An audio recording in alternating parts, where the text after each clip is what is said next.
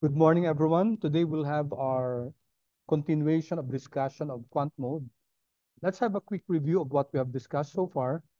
We have learned that there are several ways for us to load packages, install and load packages. We can make use of the direct install that packages, or we can make use of the facility here in the packages section, packages window. We can install here, or we can use the Pacman package that the p underscore load function of Pacman, or we can create a function, and this is what we did last time. So let me just use this. So I'm creating this object called packages, consisting of quant mode, TTR, performance analytics, portfolio analytics, tidyquant. Maybe I'll just also include tidyverse.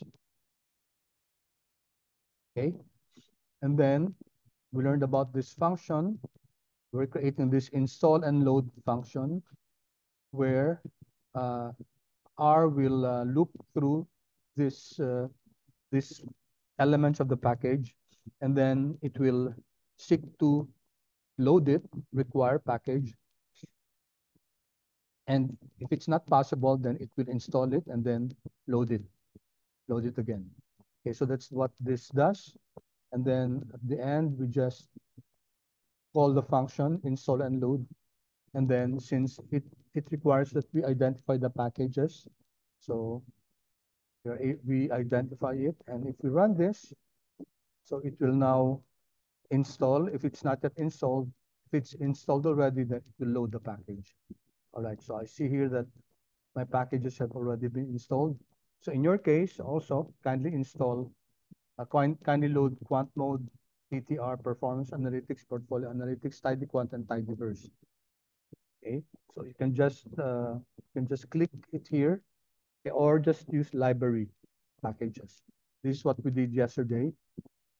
Okay, so let me just uh, close this. Okay, so yesterday we learned how to make use of the quant mode package, and we used the get symbols. And we learned that uh, get symbols, if we put Google there, Google, we said that it will not run because Google, the accessibility to Google is now defunct. So either we type the default, which is Yahoo, or just do not write anything here. If I don't write anything here, it will default to the source being Yahoo, and it will run. So if I run this, okay, what happens is that it downloads this object Baba, okay, and if we check what is the structure of Baba, and we said that Baba is an XTS object. It's an extensible time series object here, XTS object, and it downloaded from 2014 because Alibaba uh, was listed in the stock exchange, in whatever stock exchange, whether it's Nasdaq or NYC or what else? Those are the two most important ones. And so that data is available starting 2014. And what we did yesterday was also to test and load also Microsoft, Apple, Tesla, Meta. And we noticed that there were different dates. QQQ also. So let me run this. So it all loaded it. Okay. The data was loaded. Okay. So we have this. Okay. I'm sorry. Why don't I'm going to erase this. Okay. So let me start from scratch. Okay. Then let me load this again. Baba. And then the others. Then we said that the dates are depending on the stock. So Apple and Microsoft and QQQ all had the same start. date start, the loading I meant, uh, January 3, okay? Because Apple and Microsoft and and QQQ were all already listed on that date. Now, R defaulted to starting at 2007. When you load it, when you use this next year, it will be starting at 2008. Okay, and yesterday when we were doing this, it was 516. Now it's 517 because it makes uh, it downloads the latest. Okay, the latest value, the latest stock. Okay, all of these are XS objects, and we said that there's a distinction. XS objects has a distinction of having the index as the date. Okay, all right. So uh, we also in the other section, I wasn't able to start with this one. So let me have a quick review of this one. We can also download data from Fred. Okay, Fred is a database. So let's just show it. If I Google this, Fred is Federal Reserve Economic Data, and it has tons and tons of data. Download, graph, and track 824,000 US and international time series from 114 sources. So that's quite a lot. You can download data coming from this one using Quant Mode. Just have to know what's inside. What are the economic data that's available in Fred? And as an example, we can get the GDP US, and we have to specify the source. Okay, source is Fred. If you don't put here the source, what happens is that since the default is Yahoo, it will try to look for a stock that has a GDP symbol, and it returns an error. Okay, because there's no stock with a GDP name, ticker symbol. So we specify the source, Fred, okay, and we were able to get GDP. And it's also an XS object, and you notice that the GDP provided is quarterly, January, and then April, and then July, October, and then January again of the following year. Okay. Now we can also get exchange rates. Fred also provides us with exchange rates. This is exchange Japan and US. Okay, so using the same, we have to know the symbol for the exchange rate.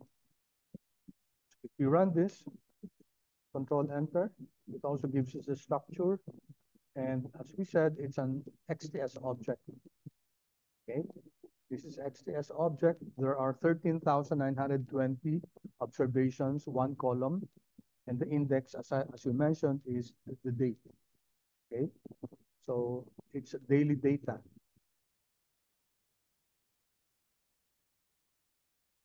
We view this.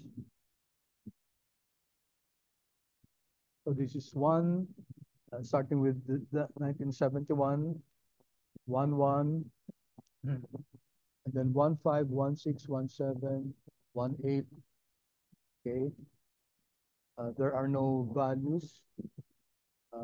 4, 5, 6, 7, 8, 9, 10 was probably this is a weekend. Okay, etc. So this is the exchange rate, Japanese yen and the US dollar.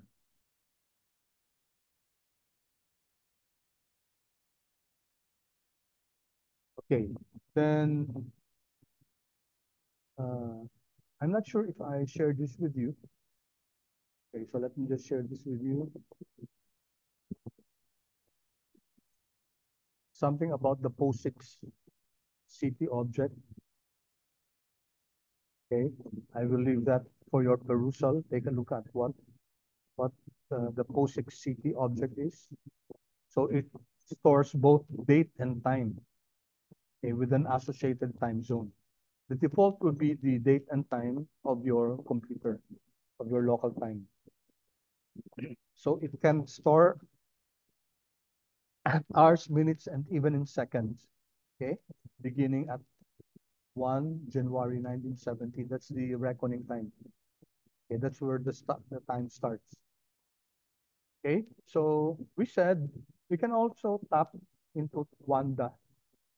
For those of you who do not know yet, Wanda is also a database that provides data on foreign exchange rates. So this one.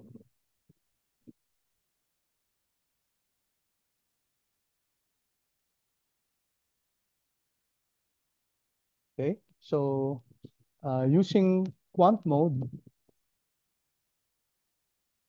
okay, get symbols if you're getting the sterling Canadian dollar exchange rate. This will not work. Okay, the syntax should be you create an object. Let's say, for example, let me rename this. I'm going to name it G Great Britain pounds, CAD, and CAD Canadian dollars. Okay, and this name refers to this character. Okay, if I run this, Control Enter, and then that's the time I'm going to use this to get symbols GBP, and then CAD, and then source is equal to Wanda. Okay, so if I run this, all right, we now have here, okay, the object that was created is by default created by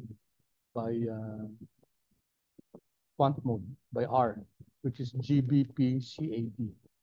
Okay, not the object GBPCAD that we created a while ago. Okay, so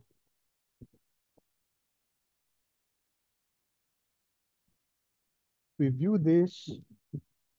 Okay, there are 180 observations, and this is daily data. So this is the exchange rate between the British pound and the Canadian dollar. Okay, so one Canadian dollar is, sorry, one British pound is 1.71816 Canadian dollar in that specific date. It gives us the latest. So currently the exchange rate is 1.72 to the one Canadian dollar.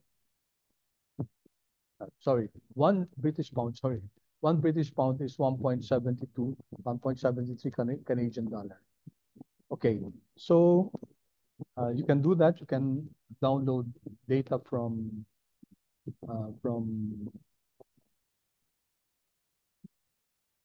Wanda.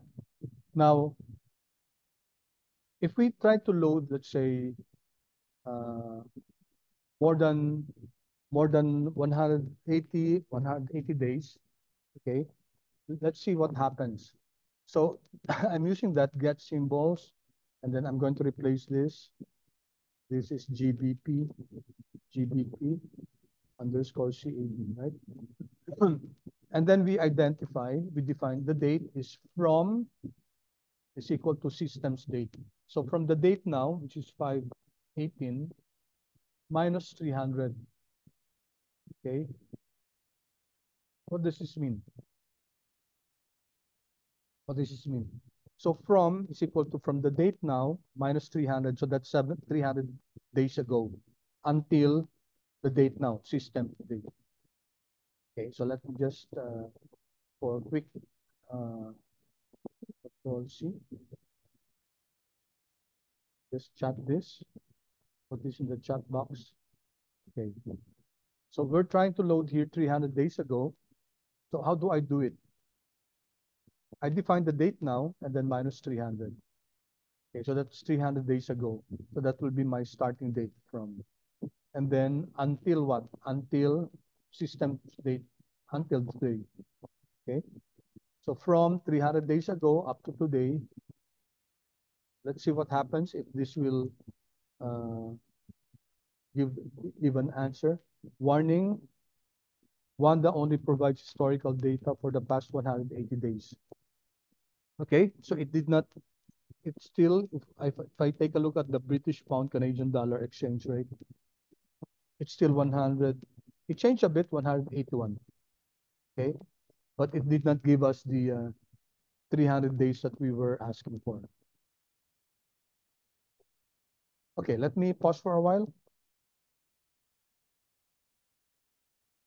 Are there any questions so far?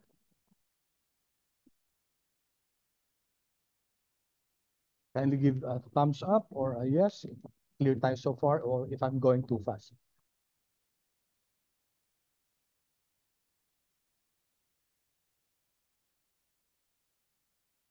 Is my pace okay, class?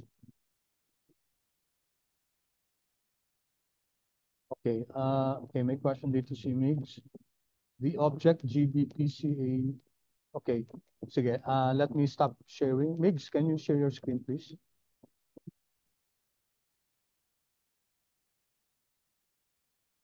Sir, disabled po yung screen share. Hindi mo share. Ay, sorry. Ko pala. Hindi ko pala na ano, for participants. Okay, sige. Thank you. Sige, Migs, please.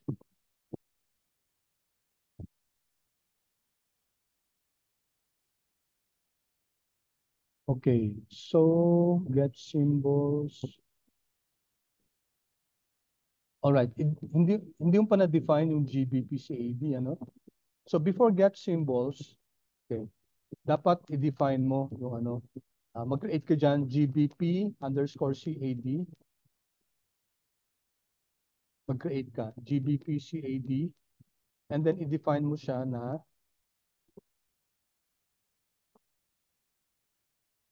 define it as GBP slash CAD. Like that, sir. Hindi. Lagyan mo ng quotes, tapos capital mo siya dapat, capital lahat, GBP, Great Britain Pounds, yan, slash, yan, CAD, there. Okay, so i-run mo yan. Sige, sinabay mo na. Okay. Ayan, meron na, no?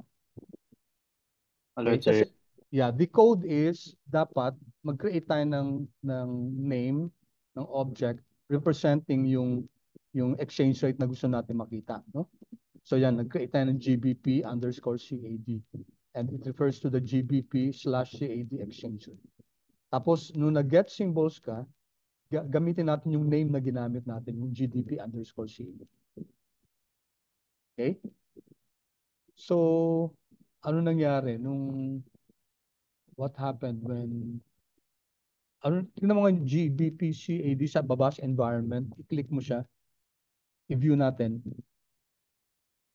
sa baba, yung nasa data, yung exchange rate mismo, yan. I-click mo siya sa right, sa, yan, sige. Now, ilan yung ano niya, ilan yung observations sa baba? Makikita mo sa baba, 181, di ba? Yan, di ba? Right? Sir. Di ba 181? Yes, sir. 181 po. Yeah. So did it give us 300 rows of observation? No, no. So si Wanda limited lang binibigay niya. So if you want more observations, you have to subscribe kasi to Wanda. Okay? Did that answer your question, Migs? Yes, sir. Thank you so much. Thank you. All right. Ay, sorry. I-end na naman ako. Share ulit ako ng screen. Any questions? Thank you, Migs, for that question. Okay, so sige nga, exercise. Gawin natin US dollar at saka ano. Ito naman. So, gawin natin tong, palitan natin to ha. Gawin natin tong USD slash PHP. Sige, gawin natin USD. Sige, from Wanda ulit. Let's see. So this should not load, should load US dollar.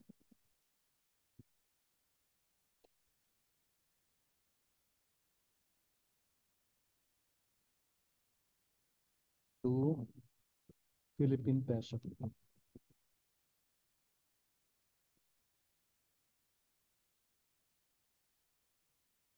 Okay, so ganun din, no? Get symbols and then USD underscore PHP. USD underscore PHP. Yeah, of course, you have to run this, no? Then structure ng ang lalabas dyan.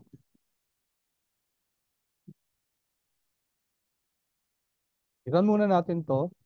Okay, Control Enter. So now here you have nasa values. Okay, this object USD PHP refers to this character. It's quotes and then USD PHP. Tapos mag-get symbols tayo. Control Enter. Alright. So lumabas dito yung USD PHP.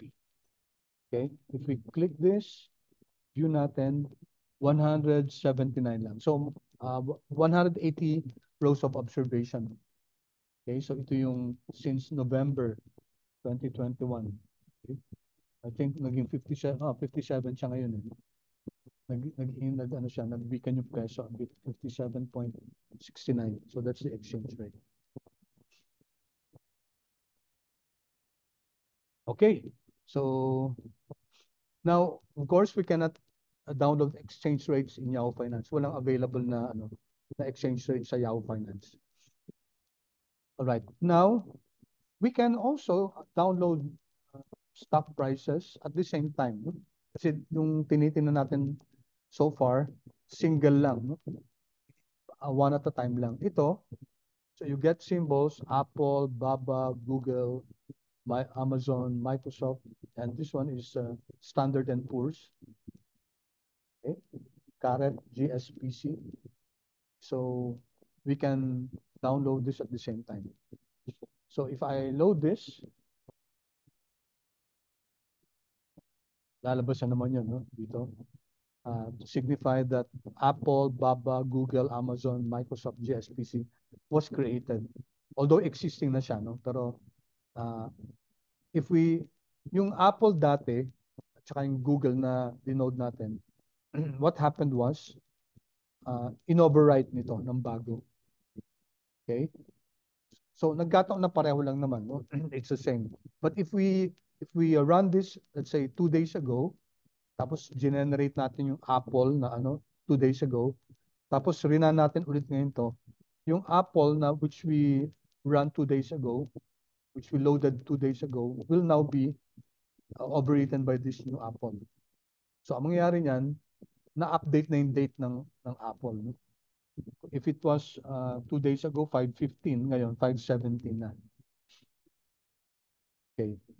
Or sometimes it might be best to just create this object, kunyari ito, stock list, consisting of those items, of those names. So, ano ko? Close. Right here. Stock list. And then get symbols tayo, stock list. So you may do that. The advantage of this one is that you can change this and automatically, no, i-run pa rin natin to, itong stock list na to, magbabago siya. Okay? So if I run this, tinan ko na kanina, no? Okay. I run this. Okay, so there will be an object created. This is ilalim, stock list. It's a character vector, Apple, Baba, Google, etc. And then I'm going to use that name stock list to get symbols. Okay, Control Enter. And let's see. Nag-download din siya. Apple, Baba, Google, Amazon, etc. Okay, so you can do it this way. Get symbols and name the assets, or you can create an object which names the symbols and then just get symbols of that object. Okay.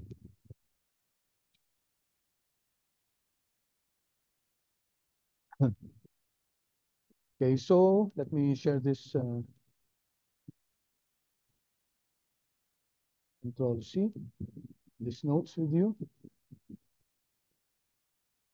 Okay, you may copy that. All right, what we have done so far is that when we loaded the data from Yahoo using quant mode, automatically C, C quant mode uses the name of the ticker symbol to save, to create an object. Okay, di ba yung Apple, Baba, that's what appears here.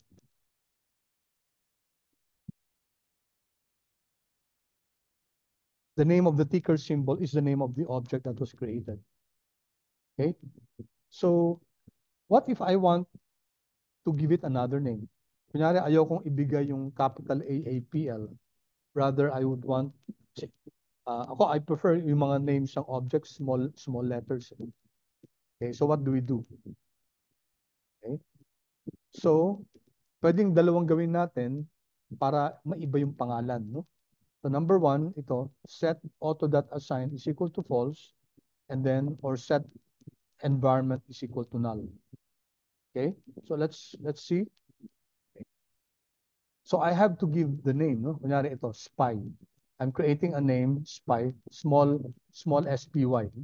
Kasi ang default ni R, ang default ni quant mode, it will create an object, all caps, no? Pareho ng spelling, pareho ng format ng ticker symbol niya.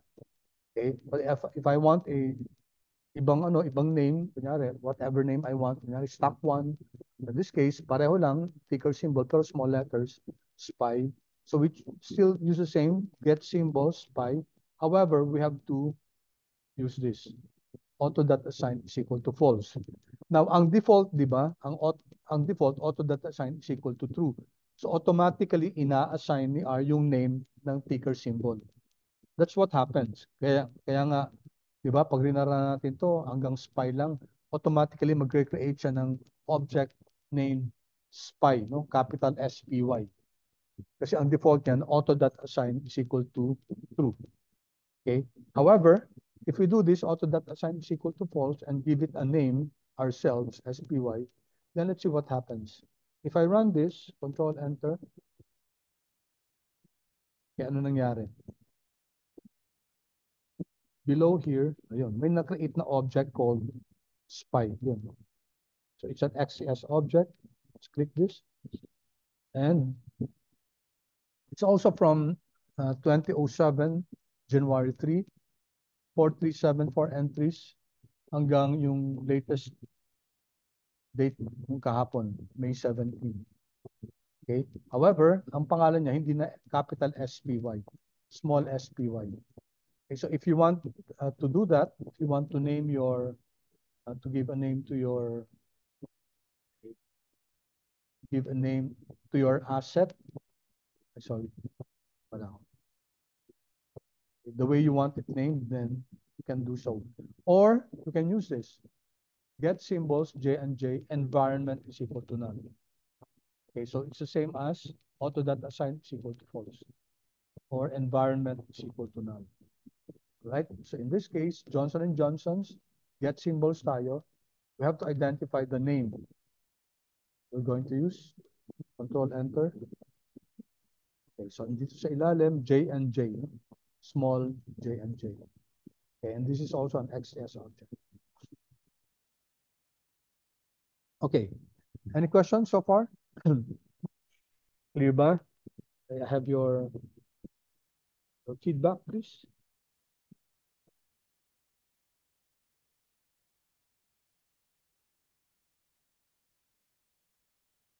Good, thank you. All right. Now, what happens if, kunyari, nag-auto.assign is equal to false ka? Ito. Yan. Pero hindi mo binigyan ng pangalan. Okay? So, let's see what happens if we run this, or, sige, baguhin natin. Gawin natin, let's say, ano ba,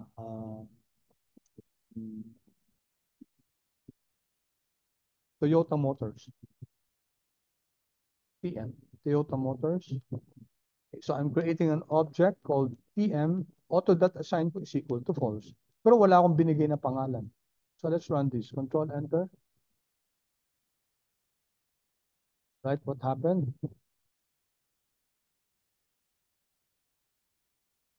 Okay, where's TM now?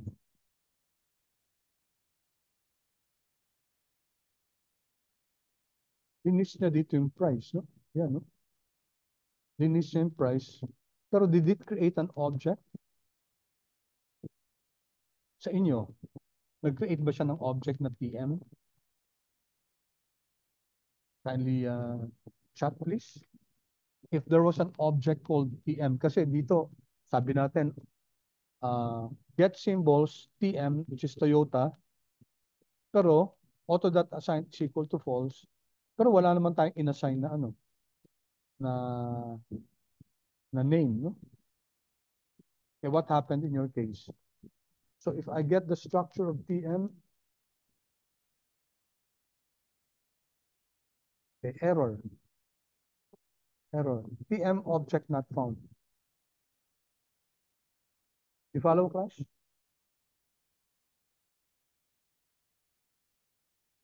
Yeah, no object, no? No object kasi nag-auto that assign is equal to false ka. You're not allowing R to create an object by itself. Give it a name TM. So wala ka naman binigay na pangalan na TM. Alright? So in that case, wala siyang object na na-create. So going back here, you have to specify kung mag-auto that assign is equal to false ka. No? So for example here, TM, I'm using small TM. Okay, but if you use capital TM, ganun din, pareho lang yun, no? Sabi mo, auto.assign is equal to false, pero gamitin daw yung capital TM. Well, it will run, kaso, what for? Ba't ka maglalagay ng capital TM? Eh, yun din naman yung ticker symbol, diba? If I run this, okay, meron ng small TM, yan. Or any name you want, no? I'm just using that as a reference. TM, and of course, now have a structure for TM. Okay, so we run J and J, di ba? We run J and J. Sabi natin pwedeng, instead of auto.assign is equal to false, pwedeng environment is equal to null. Okay, it will give us the same results. Okay, so may I have your confirmation? It's very clear so far. Are we okay? Any questions? Good, thank you. Thank you, appreciate your feedback, appreciate your comments. Okay, now we can also get, so far we have learned to get data from Yahoo, of course, that's the default, from Fred, from Wanda.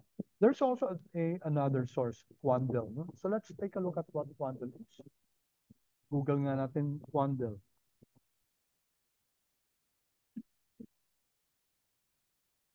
Okay. So it's a financial reporting software.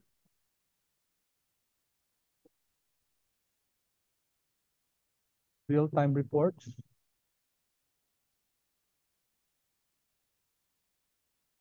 Okay.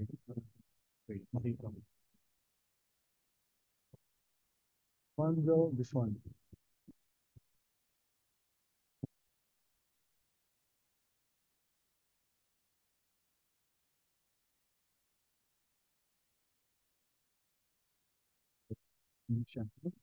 Kasi si Quandel, it was bought already. I think it was, I'm not, I think how many years ago, it was bought by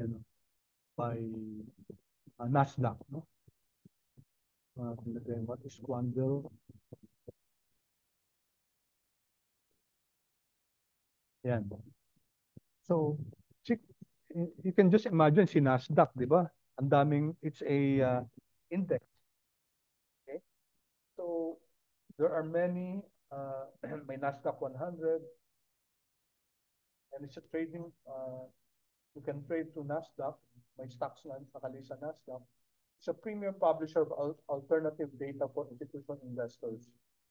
Okay? A dedicated team of data scientists once. So, maraming data to, no? Si Quandel. So let's have an example of how to get data from Quandel. It's a data service, provides access to many financial and economic data. Okay.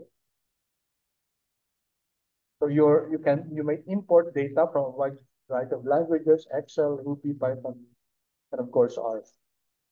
All right. So Let's see. Tingnan natin ha. So let's create. Okay, I'm going to share this with you. Save on time. Let's see if this will control C. So, minsan pag mahaba, hindi tinatanggap ni ano. Start natin. So, ayaw. Too long. So, going to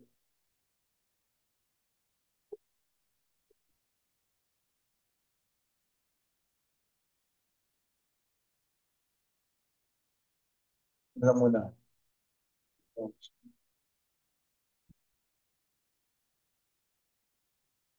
okay. So let's take a look at this.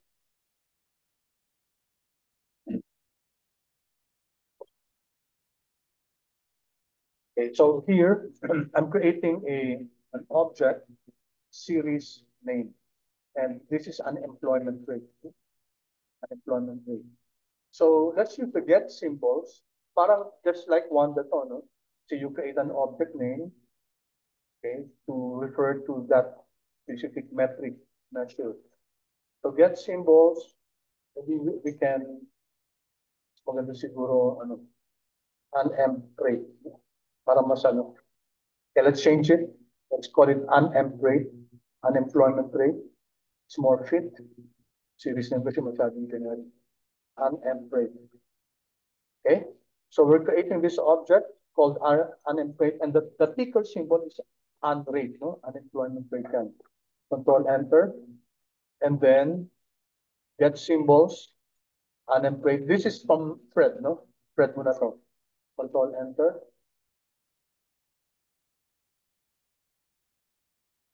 All right, then what happened here?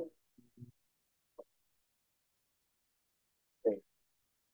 Yung unemployed natin, it's just a, ano lang siya, no?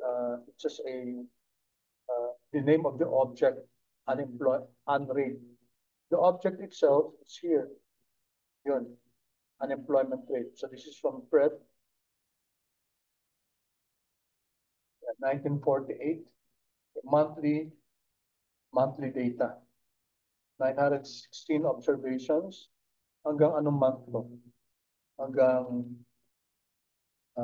latest, no? April of 2024. Wala pa namang May, hindi pa naman tapos yung May. So unemployment rate, 3.9. Ano nangyari dun sa ano uh, during the alam ba yung ano? I-plot nga natin sandali pa. Just na-curious lang ako. Plot and rate. Okay. We plot it here.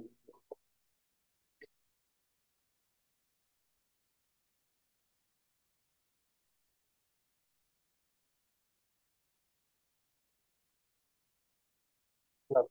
Sorry na-curious lang ako dun sa unemployment rate. Okay, enter.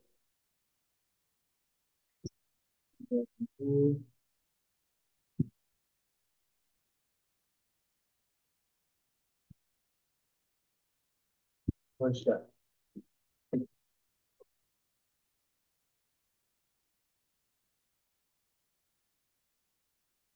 Yan. Okay. Unemployment rate. Tapos yung mga critical times ng 1980s. Tapos ito yung COVID.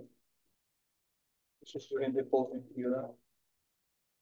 And you can see the in more than 14% during COVID era. Tapos ito 10%. Ano nangyari dito? 1980s, early 80s. Tapos Asian financial crisis, global financial crisis ito. You can see the ups and downs of this data, unemployment rate. Okay, anyway, na-curious lang ako kung how it was moving. All right, so let's go back here.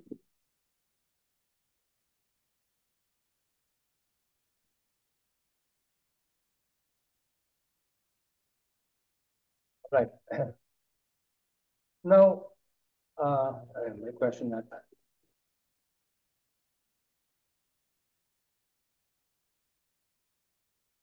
Oo, pwede, no? From January 2000 to, ah, yeah, pwede.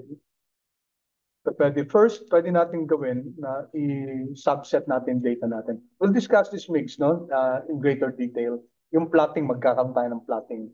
So, we will learn how to plot from, kasi ang binigay sa atin na data from ano eh, diba? From 1947, unemployment 1948. So, ang gusto lang natin, from January 2000. That can easily be done. First, pwede tayo mag-create ng another subset. No? We can create a subset from January 2000 to January 2020. Pwedeng gawin yun. Tapos saka natin i-plot yun. Okay? Or dun sa plot mismo, plot function ni quant mode, pwede natin i-limit, no? From a specific date. Okay? Mix, pakishare nga pala ng question mo, please.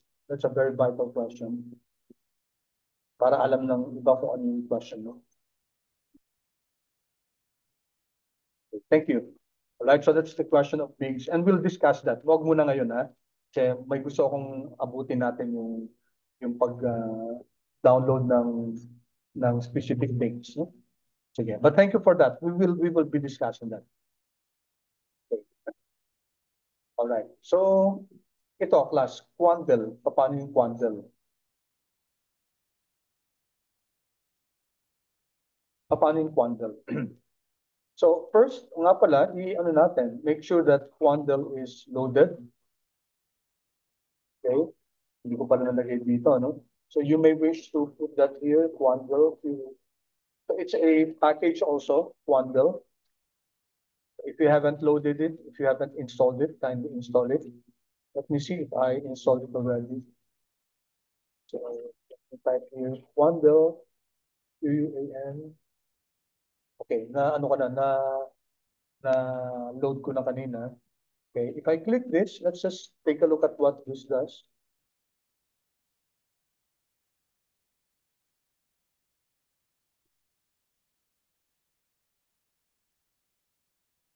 Okay, so description file. The authors are Dave Dodson, okay, Raymond McTaggart, etc. Functions for interacting directly with the Quandl API. Okay, so you can use the Quandl function in order for it to interface with Quandl API to offer data in a number of formats usable in R, downloading a zip with all data from the Quandl database, and the ability to search. This R package uses the Quandl API. Okay, so this is another way where get symbols, quant mode can interface with a source, a data source. We said yung Yahoo nga, no? Tapos yung Fred, tapos yung Wanda, tapos ito pa, si Quandel.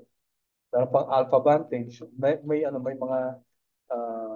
mga sources na pwedeng mag-interface si quant mode, si R, in particular yung quant mode package at saka yung get symbols function for us to be able to download data. Okay?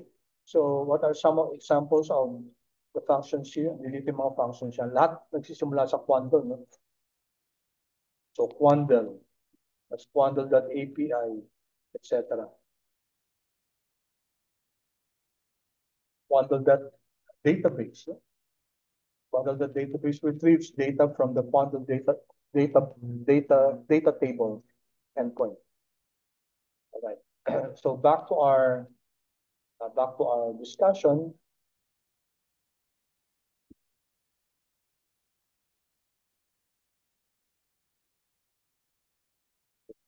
Where are we?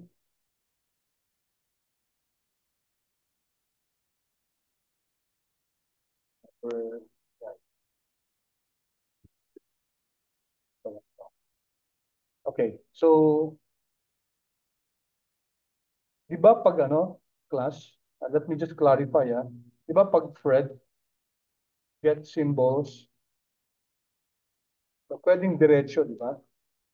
Unrate. Yung GDP, kinuha natin kanina. Diba? Source is equal to Fred.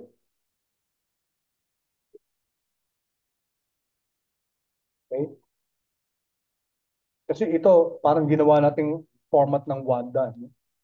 We created this object, unemployed, tapos yun ang ginamit natin sa get symbols. Okay? A while ago, when we downloaded GDP from Fred, diretso naman di ba? Hindi na tayo kailangan gumawa ng ano. If I run this, okay, so it will run. No? Mag-load siya ng unemp, ng, yeah. So what happened?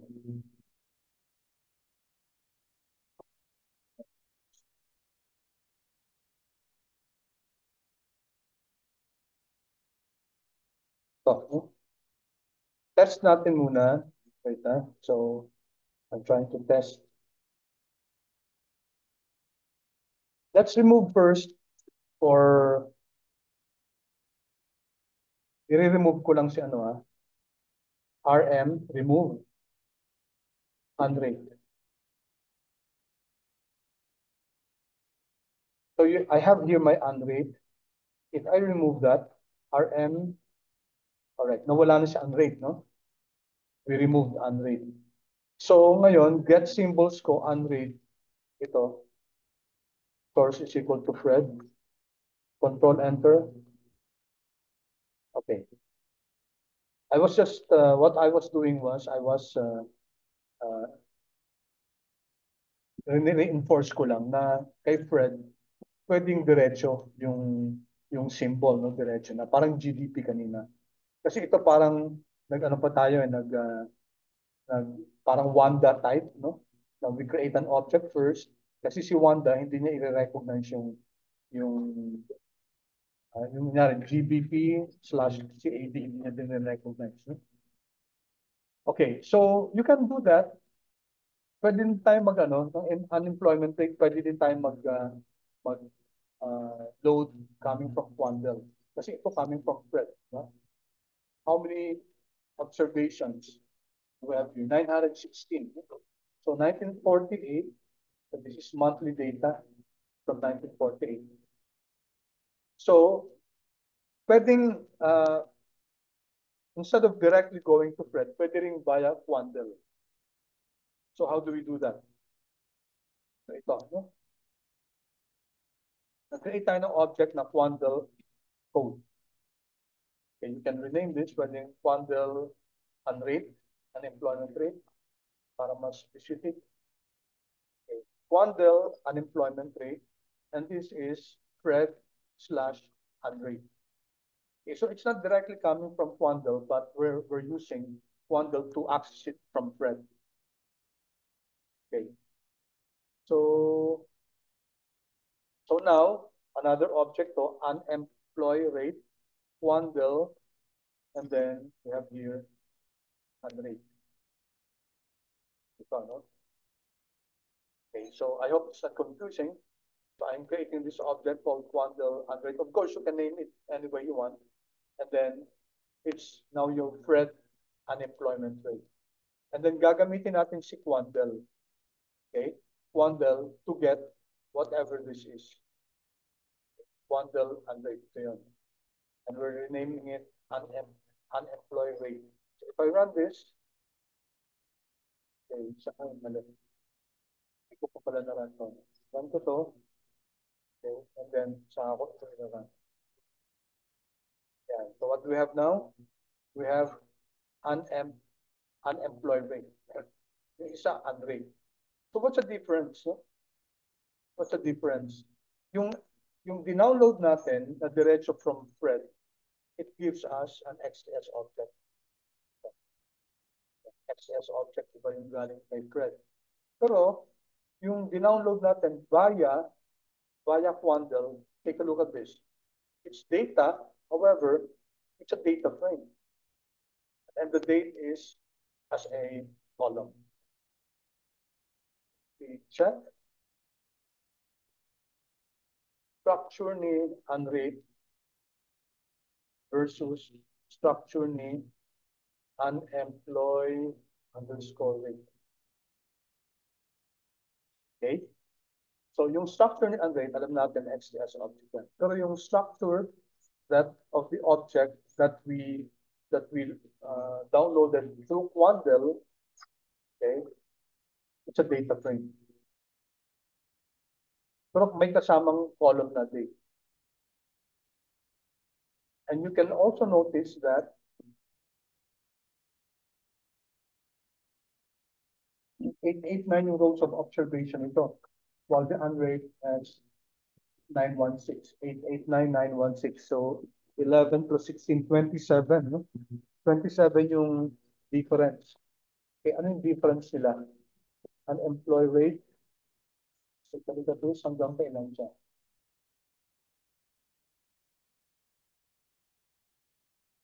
Okay. 2022. No? 2022. So si Quandel, hindi binigay yung most current. Okay, so that's the disadvantage of Quandel. Although, marami kasing data din na makukuha from Quandel that are not mounting spread. 2022, 1-1, pareho ba sila? 4. 4 yung unemployment rate. Dito, 2022 sa ilalim, 2022, 1-1.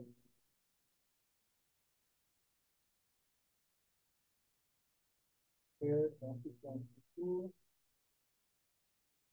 2022, 1-1, 4. Pareho lang. So, may cut-off din yung kay Quandel. Hindi lahat. May up to a certain period lang. While kay Fred, updated. Okay, questions about this class?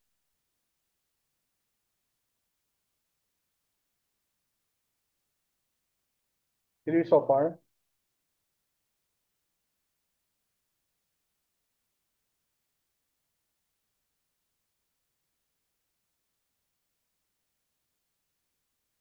Okay, so no questions? All right, so following the same example, pwede natin gawin to. No? So we're creating this object called GDP, and we're using Quandel, Fred slash GDP. And if I run this, okay, mag-create ng GDP, ang structure niya, it's a data frame. Okay. With this,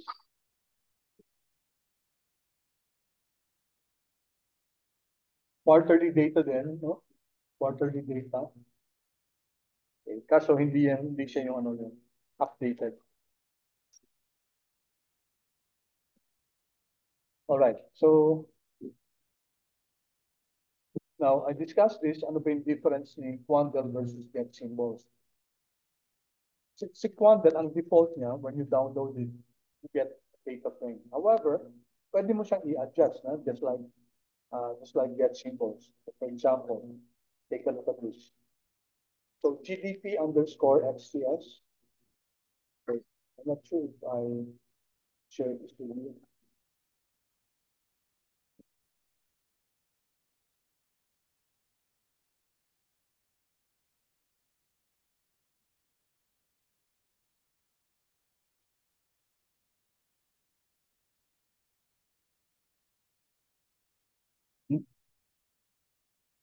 Okay. So just like what I said, class, si Quandel, ang default niya, data frame. Get symbols XCS. But of course, you can change the structure of the data that you're downloading. If you take a look at this, GDP underscore XCS. So we're using Quandel here. Tapos spread GDP and then type is equal to XCS. Okay. If you run this, the structure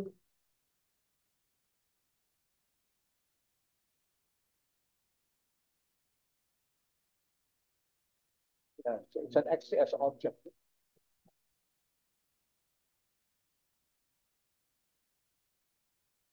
And the index is also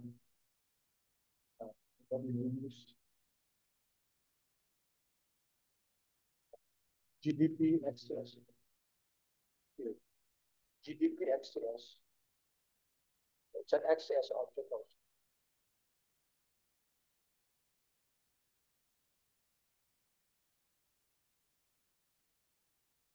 Notice ko yung pagka-define dito.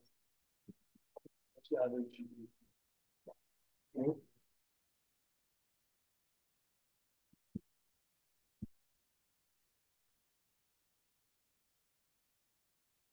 1947-01-01, 243.164.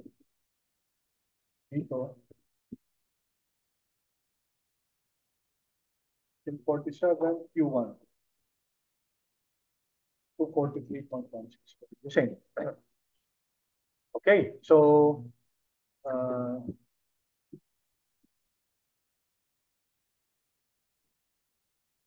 pwede rin zoo, no? Zoo object, it is really very similar to an XTS object. So let's run this. Control Enter.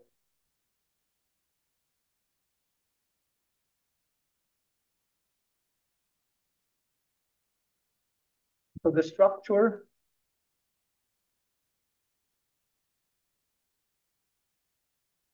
okay.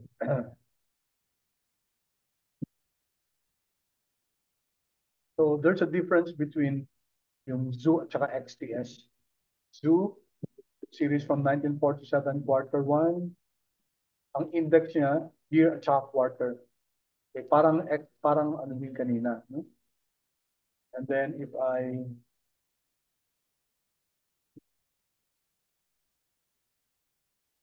notice,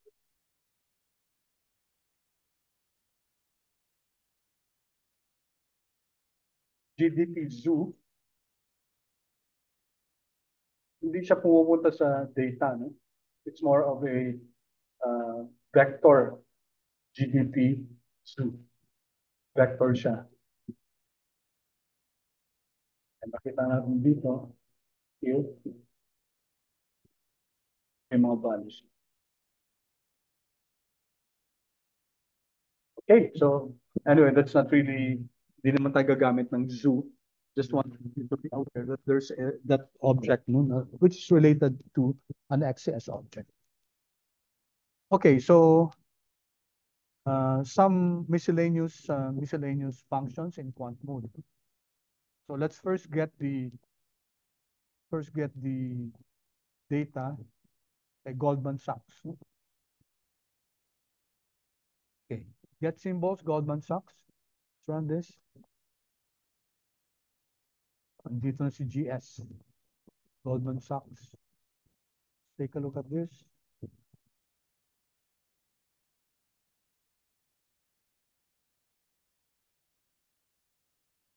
An XCS object, open, high, low, close link, no? From 2007, 4374 rows of observation. And then there are some functions uh, are functions for asking. Kunyari, is GS data OHLC? And we know it's OHLC kasi given yung open, high, low, close. No?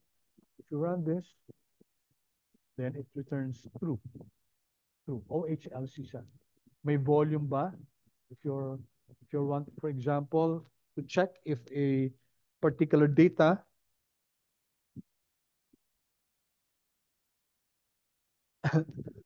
either is OHLC or has volume, you can check this. Okay, how about this? Notice that this is an assignment operator. So we're creating this object, no? Open GS, and it's the op of GS.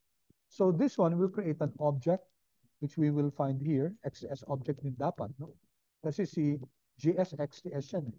So if we're going to subset, we're going to create just the opening. Okay, so run natin to, Control Enter. Okay. Then dito, meron ng OpenGS na object here. Click this one to view. There. Goldman Sachs opening. So easily able to subset, no? Create this object and then opening, and this one is adjusted. Okay? So if I run this, mag-create na naman ng panibagong object called ADJGS, and it will contain the adjusted price here.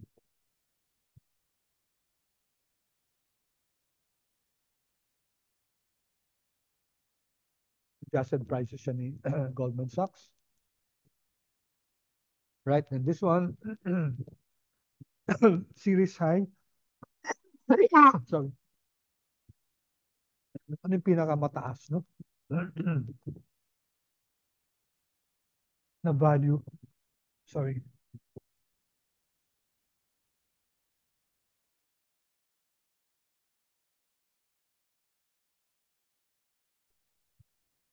Goldman Sachs, no? Series high. So this tells us that the highest point in the Goldman Sachs data is uh, kahapon, May 17th. And the lowest was during the global financial crisis. No? Ang adjusted price niya 41. Dun sa high 467. So more than 10 times, no? Yung in-increase niya from 2008 to 2024. Chart series, which we're going to discuss in greater detail next time. You can plot, no? Control Enter.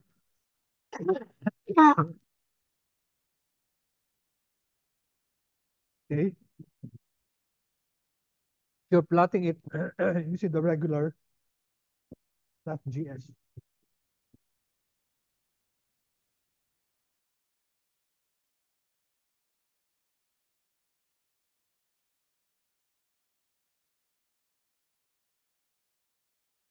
So if we try this, no, yung plot lang, yung regular function ng plotting sa R, you'll notice the difference. Plot GS.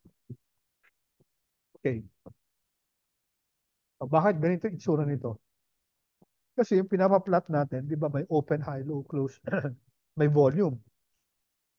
So what happened was, yung volume ang nag-dominate. Kasi malaking number yun. Yung mga prices, maliliit lang. So andi dito siya, relegated siya dito.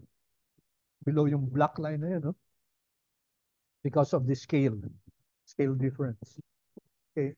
In quant mode, when you plot, ang laki ng difference. Kasi it automatically creates a different axis for your volume. Okay? Yung volume ni Goldman Sachs. This one. Okay? And the rest are dependent. No? We'll discuss this in greater detail next meeting. Okay. And some more. Any questions about that, class? Simple lang naman yung mga ano, yung mga code chunks na yan, ano? True or false lang yung iba. I'll pause for a while and give you a few seconds to, in case you're copying.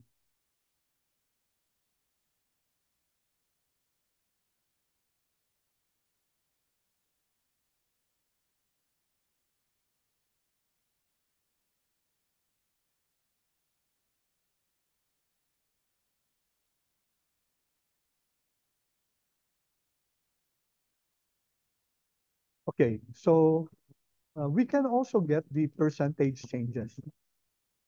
Let me share this with you. Control C.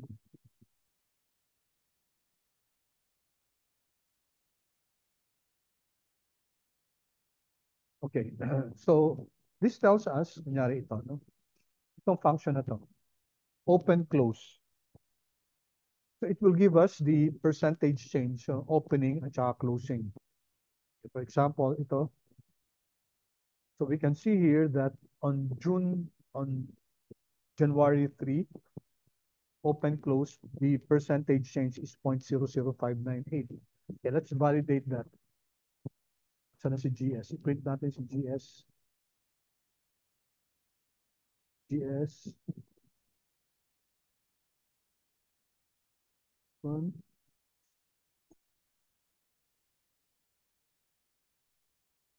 Okay, first day. Let's copy open. Ito yung open niya. Ito yung close. No? Control C. Control V. divided by, open niya ito.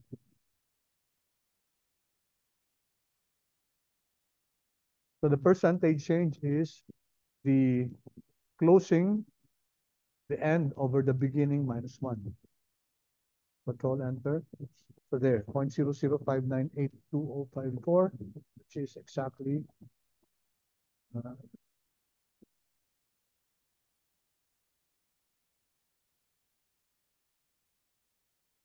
this one. Okay, may difference lang kasi this is not the actual price, no? May mga decimals pa yan.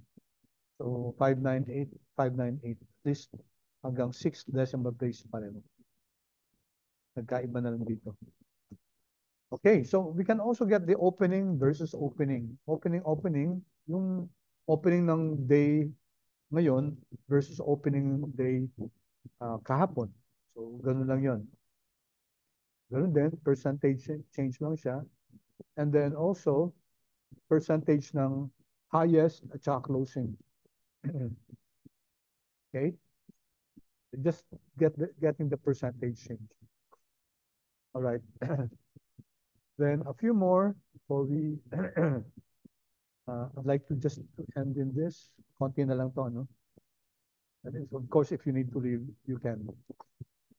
I'll leave yung charting next meeting na. So let's just finish this. Okay, ito, you can subset, no? So for example, GS 2007 lang. This bracket stand for subsetting. Okay, so if I run this GS 2007, what do we have? Okay, we will now have a printout of all 2007 lang. Okay, of course, I can create an object here. Example, GS 2007 alt minus.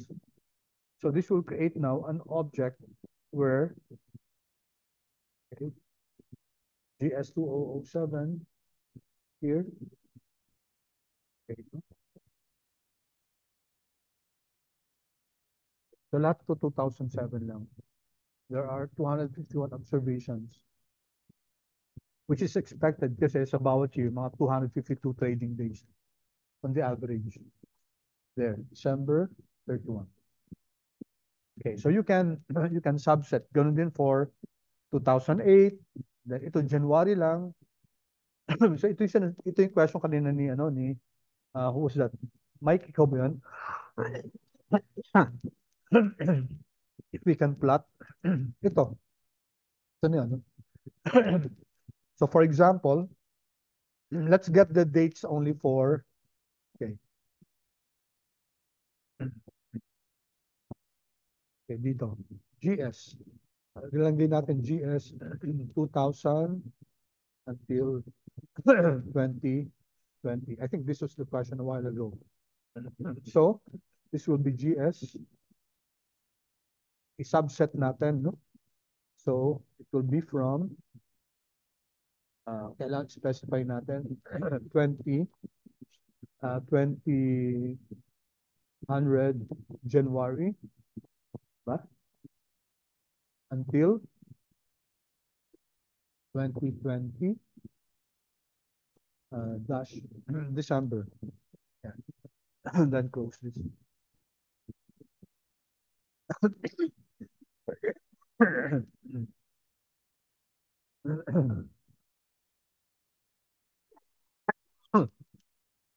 Okay, or let's say, gusto na natin nung COVID era, no?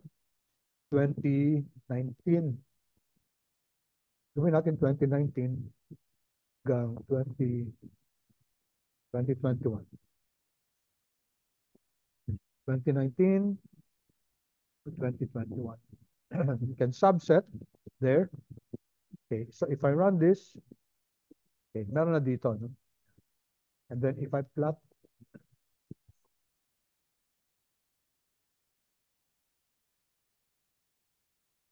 chart series, GS 2019, there.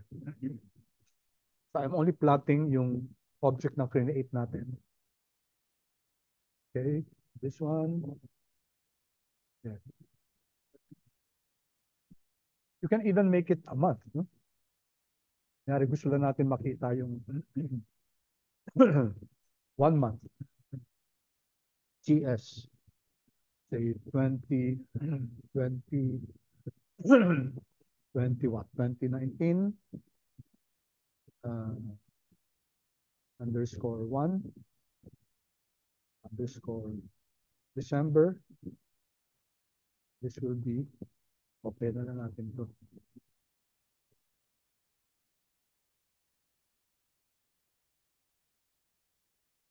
GS 2019-12 December.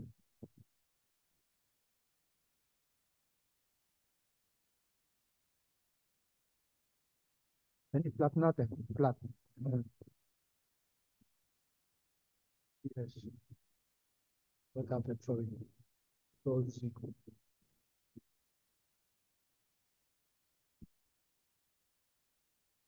Dito, GS, plot. Chart series.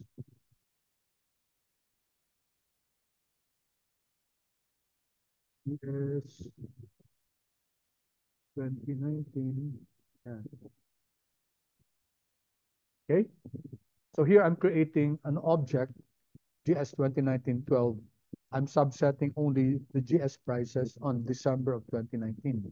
Tapos ito, pinat ko siya. Control Enter. We'll create that object. And you notice that yung chart series ni quant mode is candlestick siya. Okay? So, kita natin dito yung volume. Okay? And then here, you can see here the candlesticks.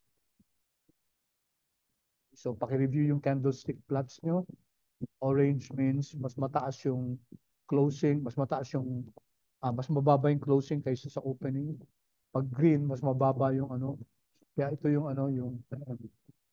sa candlestick na to, ito yung for this one, okay,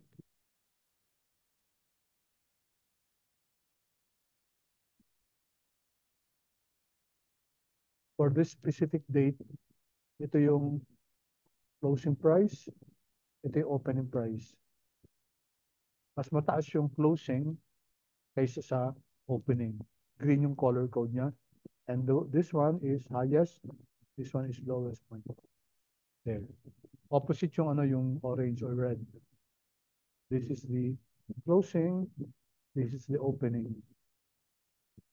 Highest, lowest. So that's your candlestick chart.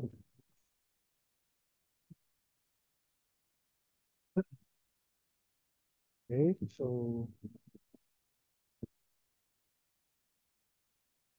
we just finish with some of this stuff. Of course, there are some other functions. Ito last will be the last data point. Ano nangyari dito? Ayan.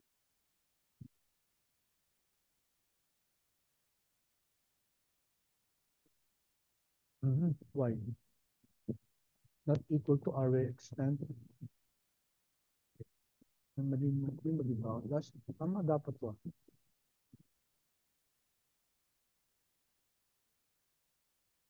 Okay, so I'm having some problems here. Okay, can you try please? Kung ano nangyari?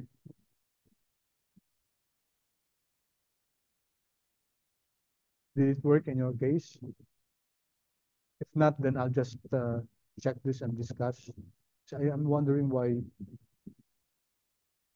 unless they changed, no? Error in end x. Okay, so I'm not sure about this error. Okay, anyway, so ano lang naman to additional, no? Okay, last ito na lang class ito para matapos itong sa CS. Kasi yung susunod will be of course you may leave, no? I'm just going to finish this hanggang dito before charting para wala nang matitira dito sa sa portion na to. Ayan. Thank you, Ellen. No? I'll check this kung bakit siya most probably baka nagbago ng syntax, no? Yung ano, kasi dati pwede ito eh.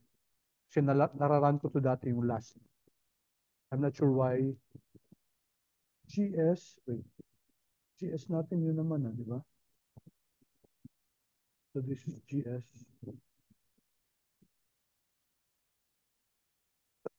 Tama naman. So, ito last 3 weeks.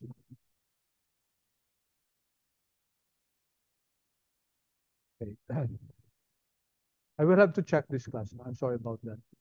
Check ko kung bakit nagsisyntax error ako dito. Okay, so I'll skip this class and then this one na lang. Okay, so very important sa atin to, especially later on pag nag-analytics sa talaga tayo. Periodicity of GS. So this. So ang periodicity niya is, we know that this is daily. From 2007, January 3, hanggang 2024. Daily siya. Now, what's good about quant mode is that, okay, tingnan natin to i-unclass yung periodicity niya. What happens? Unclass periodicity. Okay. So what does this tell us?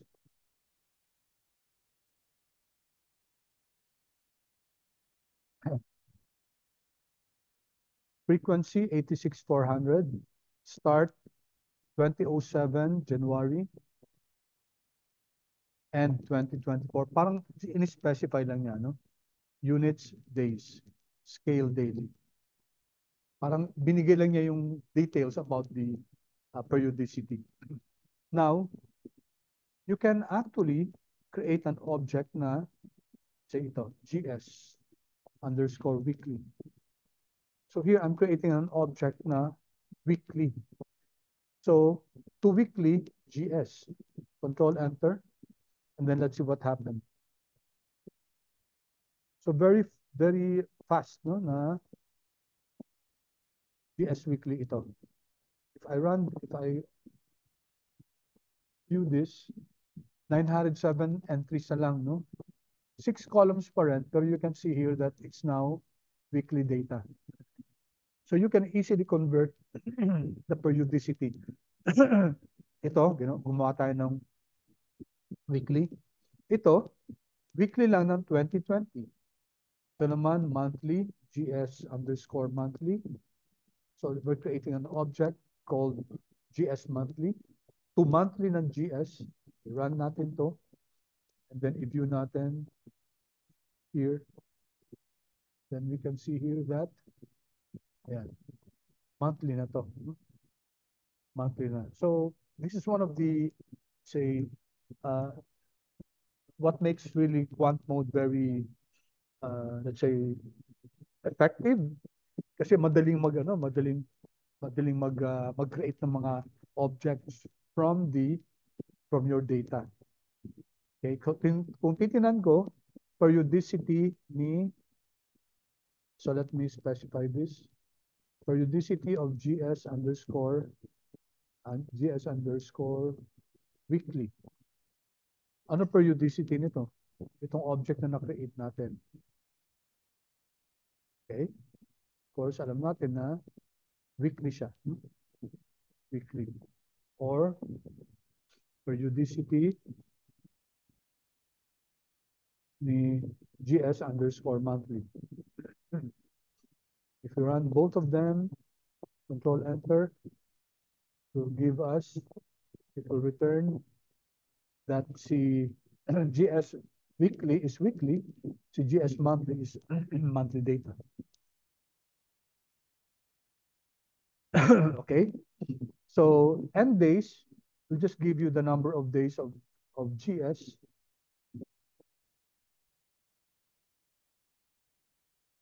Okay, so 4,374 days. Okay, 907 months and 18 years. Yun ang periodicity niya. Okay, sorry, end days niya, no? Or sorry, apologies, rinan ko tong lahat na to. So number of days, number of weeks, and number of years. All right. Ito, you take a look at this get FX, no? US dollar, euro. So, ano nangyari dito? So, bagong function sa atin to, no, di ba? Hindi pa natin nagagawa. Get symbols lang tayo pareho eh. That, what happened here? Meron tayong US dollar, euro. Ayan. So, yung ano, itong ano, US dollar, euro. Okay, ang question dyan, get FX, no? So, saan kaya nanggaling yan? So, I leave you guys to explore. Saan kaya nanggaling tong get FX? Kasi hindi na rin naging source eh. Diba? Pag walang source is equal to Yahoo. But again, the question, does Yahoo provide exchange rates? So, saan nanggaling to? So, try to explore that. So, meron na tayong USD Euro dito. No? Here we have USD Euro here. This one, so 2023, 11, 21, this is daily. And take note, may clue na kagad kayo dito. Kasi 179 eh. Saan nanggaling yun? I'm sure you can answer that now. Although hindi natin linagay yung source. No? Kasi specific yung function na get fx. Right? So this is yung USD Euro. It's a daily periodicity. Now you can of course convert this to weekly. And natin USD Euro weekly.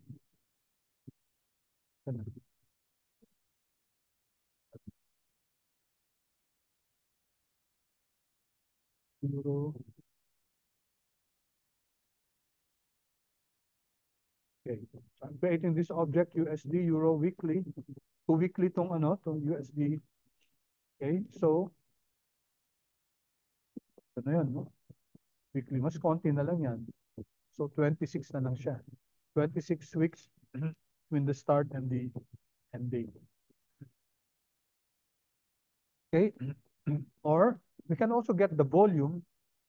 Okay, for example, di ba may Apple tayo, AAPL, meron tayo niyan. So we can get this one, VO AAPL. So Apple, I'm creating this Apple week volume. Ang function niya, apply that weekly. Okay, and then it's a sum up. Okay, it's a sum up niyan. Let's see what happens here. Control Enter. Ito, no? Apply weekly. There.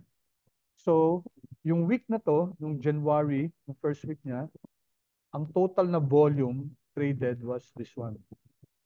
Then, next week, ito yun, ano? Third week, etc. So, kasi sinum up natin. Pwede ring monthly, pwede ring quarterly, or pwede ring yearly. Okay, so si Apple, kasi from 2007 yan, di ba? If we run this, Apple year volume, so ang ibibigay sa atin yan, 17 years of volume. So lahat nakasama. Okay?